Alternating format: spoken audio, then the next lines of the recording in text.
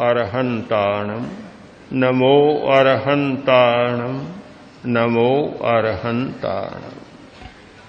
गुणस्थान की भाषा में, कर्मशास्त्रीय भाषा में दो श्रेणियां मानी जाती है, एक उपशम श्रेणी, दूसरी क्षपक श्रेणी। एक श्रेणी है कि शांत करो, कसाय को शांत कर दो, बिल्कुल शांत कर दो, और वह शांतावस्था भी बिल्कुल समाप्त जैसी अवस्था हो जाती है। उस क्षण में कसाय का कोई अंश भी प्रकट नहीं होता, कोई प्रकट नहीं होता। किंतु कुछ समय बाद बीमारी फिर उभरती है और जो उपशांत हुआ है ऐसा धक्का मारता है कि व्यक्ति नीचे फिर मूल स्थिति में आ जाता है। किंतु यह समाप्ति की स्थिति है, वह बिल्कुल निर्मूलन की स्थिति है। उस स्थिति में जाने के बाद फिर लौटने की, नीचे आने की स्थिति नहीं होती। हमारे शरीर में दो प्रकार के चैतन्य केंद्र हैं, एक ऊपर के चैतन्य केंद्र और दूसरे नीचे के चैतन्य केंद्र। नीचे के चैतन्य केंद्रों को दबाया जाता है, शांत किया जाता है।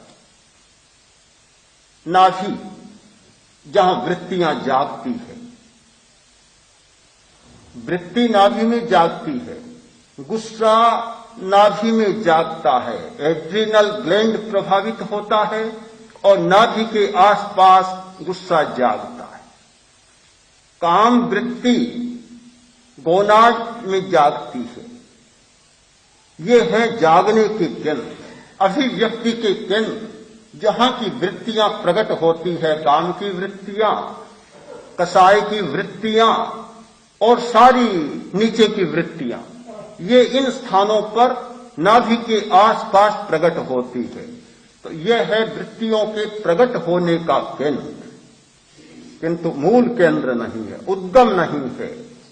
काम की वृत्ति ये यहां नहीं होती, क्रोध की वृत्ति नाभि के पास नहीं होती, वे आती है पिनियल और पिट्यूटरी से। उद्गम वह है, वहां से आती है। ये शरीर शास्त्रीय भाषा में कह रहा हूं। यदि शरीर शास्त्रीय भाषा से परे जाएं तो इनका उद्गम होता है कर्म शरीर में, सूक्ष्मतम शरीर में, और उससे भी आगे जाएं तो उनका उद्गम होता है कसाय में। कसाय में वहां से उनका उद्गम होता है। एक उद्गम का स्थल और दूसरा प्रकट होने का स्थल। केवल प्रकट होने के स्थल को निष्क्रिय बना देना, यह हमारी उपशम की प्रक्रिया है। निमित्तों को समाप्त करना, परिस्थिति को बदलना, अभिव्यक्ति के केंद्र को निष्क्रिय बनाना, यह उपशम की प्रक्रिया है। परिस्थिति बदल गई, निमित्त बदल गया, प्रकट होने का क्षेत्र बदल गया, उपशम हो गया। वृत्ति शांत है, क्यों बाहर नहीं आएगी? बाहर कैसे आएगी? विद्युत का प्रवाह चालू है, किंतु बल्ब फ्यूज हो गया, प्रकाश नहीं होगा। अभिव्यक्ति का केंद्र समाप्त हो गया, करंट समाप्त नहीं है, करंट तो विद्यमान है। जैसे ही फिर ठीक बल्ब लगा और प्रकाश हो जाएगा। एक बार हमने अभिव्यक्ति के केंद्र को निष्क्रिय बना दिया, काम नहीं होगा, किंतु मूल तो भीतर है, प्रवाह तो भीतर चालू है। जैसे ही वह सक्रिय बना और फिर काम चालू हो जाएगा। उपवास किया, तपस्या की, खाने को नहीं मिला, इंद्रियां शांत हो गई। किंतु पालना किया, फिर खूब खाया और इंद्रियां फिर पुष्ट हो गई, फिर अपना काम करने लग गई, वृत्तियां सताने लग गई। ये सारी उपशम की प्रक्रिया है। मन में बुरा विचार आया, स्वाध्याय शुरू किया, विचार चला गया, विचार बदल गया, स्वाध्याय बंद हुआ, फिर निमित्त मिला, फिर बुरा विचार आ गया। सारी उपशम की प्रक्रिया है। ये बहुत सारे प्रयोग जो आज हम कर रहे हैं, ये उपशम के प्रयोग कर रहे हैं, वृत्तियों को शांत करने के प्रयोग कर रहे हैं। एक बार वृत्ति शांत हो जाए, ये शांति के प्रयोग हैं, ये निमित्तों को बदलने के प्रयोग हैं। किंतु उपादान का परिष्कार होता है, वह वास्तव में समाप्त करने का प्रयोग होता है, वह क्षपक श्रेणी होती है। जहां निमित्त से कोई लेना देना नहीं, निमित्त रहे या न रहे उसकी इच्छा, परिस्थिति रहे या न रहे उसकी अपनी इच्छा, कोई हमें संबंध नहीं निमित्त से, परिस्थिति से या अभिव्यक्ति के केंद्रों से, कोई अर्थ नहीं होता।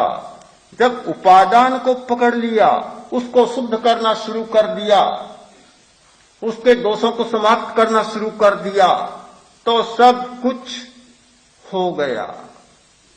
हमारी साधना की दृष्टि केवल उपशम पर ही न अटके, किंतु उपादान तक पहुंचे, क्षीण करने की प्रक्रिया तक पहुंचे। हम रोग को क्षीण करें, न कि दबाएं और शांत करें, वहां तक हमारी बात पहुंचे। नहीं तो उस प्रक्रिया के बिना कभी कभी साधना भी नकली जैसी बन जाती है, बिल्कुल नकली बन जाती है। और यही कारण बनता है कि साधना करते समय बहुत अच्छा विचार आता है, भाव आता है, ऐसा लगता है कि वृत्तियां बदल गई, किंतु जैसे ही परिस्थिति के बीच में गया, सारा का सारा उल्टा जैसा हो जाता है। लोगों को लगता है कि साधना नकली साधना थी। पति पत्नी से बोला, आज मैंने 3 जनों का उपकार किया। कैसे? मेरे पास 10 का नोट था, बाजार में गया, मिठाई खरीदी, तो हलवाई का उपकार हुआ कि 10 रुपये की मिठाई खरीद ली। फिर बाद में एक भिखारी मिला, बेचारा बहुत भूखा था, मांग रहा था, आधी मिठाई उसको दे दी, उसका उपकार किया।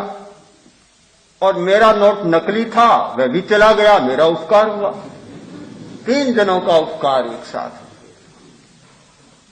कभी कभी ऐसा लगता है कि उपकार होता है, ऐसा लगता है कि साधना में आया, मेरा उपकार हुआ और 10 दिन के लिए घर में भी शांति रही,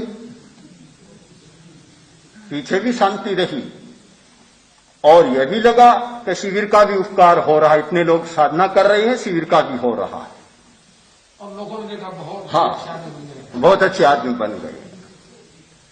किंतु यदि हम क्षीण करने की प्रक्रिया को न स्वीकार करें, तो शायद यह उपकार भी नकली का उपकार बन जाता है।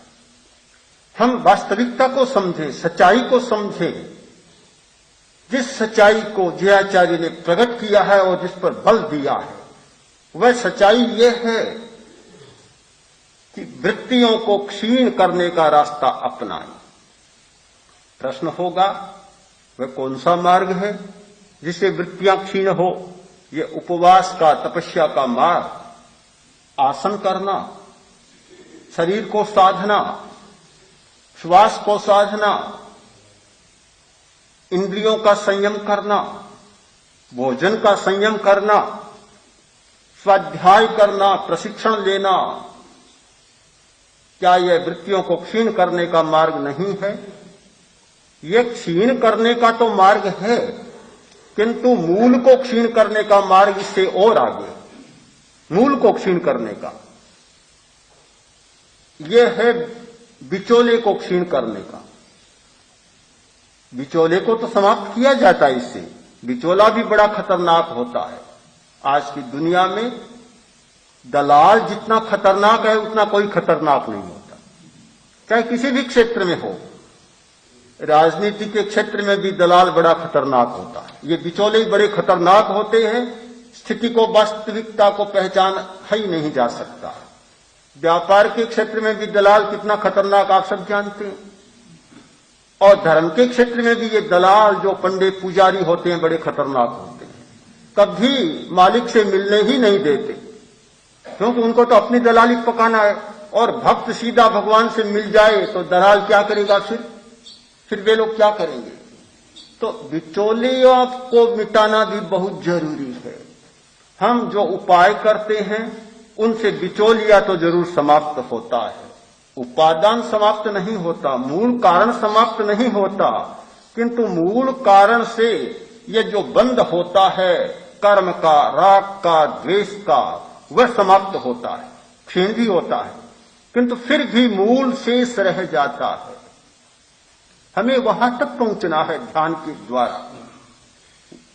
उस स्थिति को समाप्त करना है। उसका एकमात्र उपाय है जयाचार्य के शब्दों में शुक्ल ध्यान। तपस्या के सारे प्रकार नीचे रह जाते, धर्म ध्यान भी नीचे रह जाता है। केवल शुक्ल ध्यान ही एक उपाय है जो उपादान पर सीधा प्रहार करता है। दूसरे किसी में उपादान पर प्रहार करने की क्षमता नहीं। शुक्ल ध्यान ये आत्मा का ध्यान है, चैतन्य का ध्यान है। ये और सब से हटकर और केवल निर्मल ध्यान बनता है। चैतन्य का अनुभव, हमें चैतन्य का अनुभव करना है। ये सारी बातें चैतन्य का अनुभव करने के लिए हैं। सारी उसकी परिस्थिति का निर्माण करने के लिए हैं कि हम चैतन्य का अनुभव कर सकें, चैतन्य तक पहुंच सकें। शुद्ध चित्त जब बनता है, शुद्ध चैतन्य का अनुभव होता है, तो उपादान भी समाप्त होने लगता है और शुद्ध चैतन्य जागता है।